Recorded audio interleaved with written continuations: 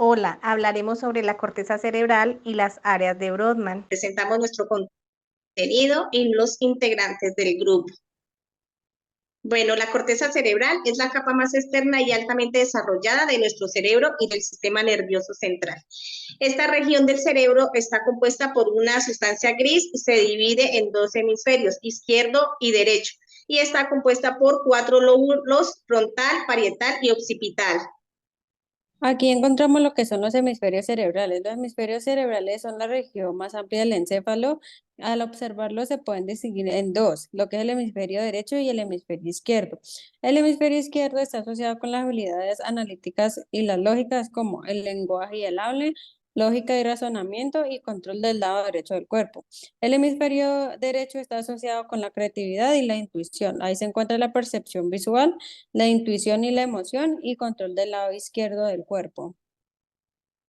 Damos continuidad con los lóbulos de la corteza cerebral y sus funciones.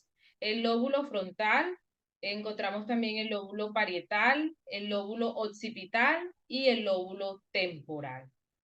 Aquí vamos a dar un pequeño resumen sobre los surcos principales de la corteza cerebral. Eso se conoce como cisuras del cerebro, que son cavidades que se forman entre los lóbulos cerebrales para así conformar las partes que componen la corteza cerebral, con el objetivo principal de crear más espacio entre la masa cerebral para acumular más fibras nerviosas. Dentro de ellas se encuentran las principales como el surco central de Rolando, surco lateral de Silvio y cisura parieto-occipital y la cisura singular. Las áreas de Brodmann. Vamos a hablar sobre la área de Broca. El área de Broca corresponde a las áreas 44 y 45 que se localizan en los giros orbitarios triangular y opercular. Está ubicado en el lóbulo frontal y está involucrado con la producción del lenguaje. Ahí en una patología que podemos encontrarles es la afasia expresiva. Es cuando una persona tiene una afectación triangular o opercular de su corteza del lóbulo frontal. Va a experimentar lo que se denomina como la fase de expresión, en el cual el paciente no puede plasmar a través de su lenguaje o de su expresión aquello que está pensando, porque existe una alteración del comando de los órganos que articulan la palabra. Esto puede ser asociado por un ACV o un traumatismo craneoencefálico concentrado. La área promotora tiene como función planificar y ejecutar los movimientos voluntarios complejos y coordinados. Esta área juega un papel importante en las funciones motoras, tanto del lenguaje como la memoria. Una lesión en esta área puede afectar la guía sensitiva del movimiento y el control de los músculos proximales y del tronco. Daños en el área premotora lateral pueden resultar en una apraxia cinética. ¿Qué es una apraxia cinética? Es un trastorno del cerebro y del sistema nervioso de la cual una persona es incapaz de llevar a cabo tareas o movimientos cuando se le solicita.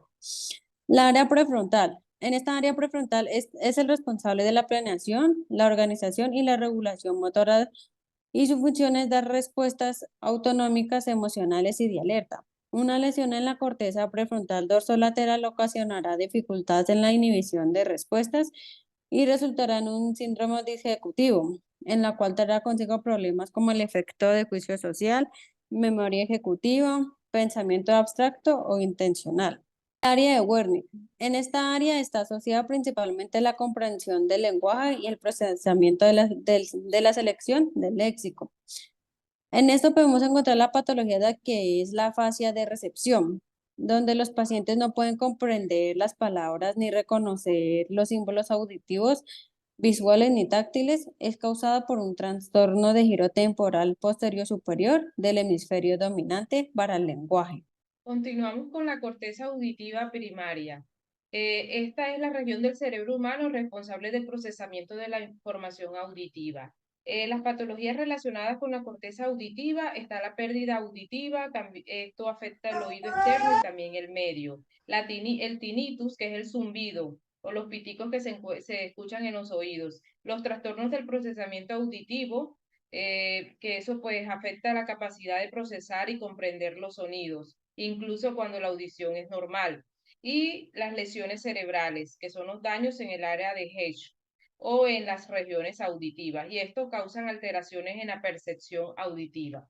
También encontramos el área de asociación auditiva, que es también conocida como la corteza auditiva de asociación.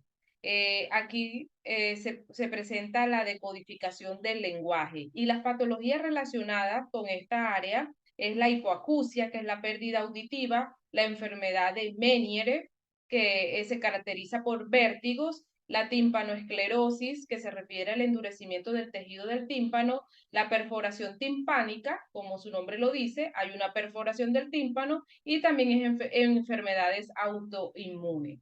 Por último, destaco el área olfativa. El área olfativa, pues como su nombre lo dice, está relacionada con el sentido del olfato, ¿no? Tiene que ver con el nervio olfativo, el bulbo olfatorio y la corteza olfativa. Y las patologías relacionadas con esta área es la hiposmia, que es la reducción de la capacidad para detectar olores, la anosmia, que es la pérdida completa del olfato, y la parosmia, que es el cambio en la percepción normal de los olores.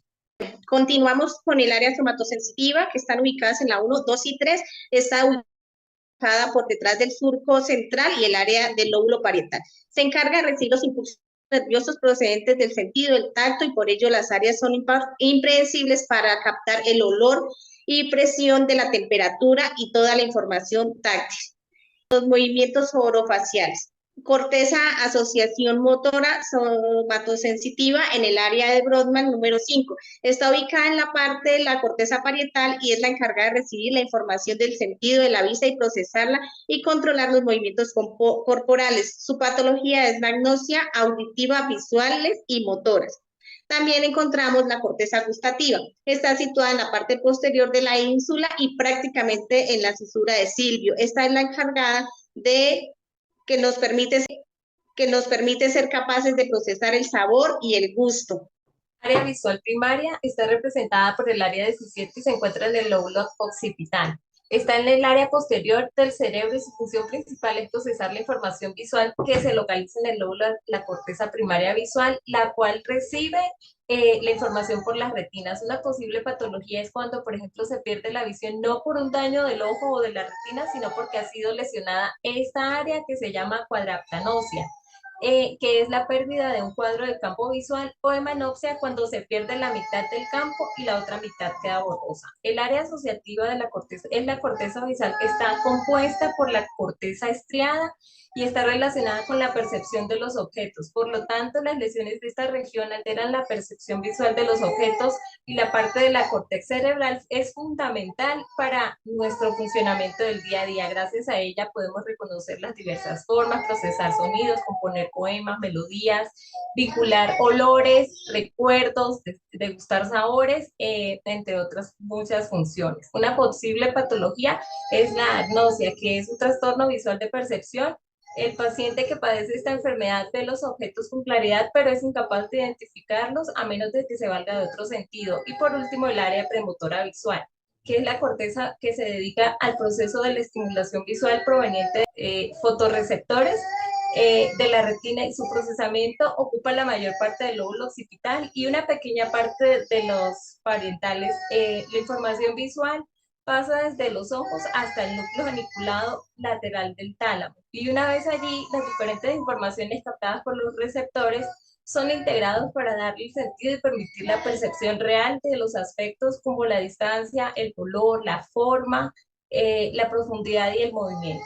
Una posible patología es la alteración oculatoria, que es un trastorno en todos o en algunos de los componentes que hacen parte del movimiento ocular. En esta parte se pueden evidenciar los planos de la corteza cerebral, las 52 áreas de Brodmann, donde encontramos la función motora, la cognitiva, el comportamiento, que ya hemos hablado de cada uno de los lóbulos y sus funciones.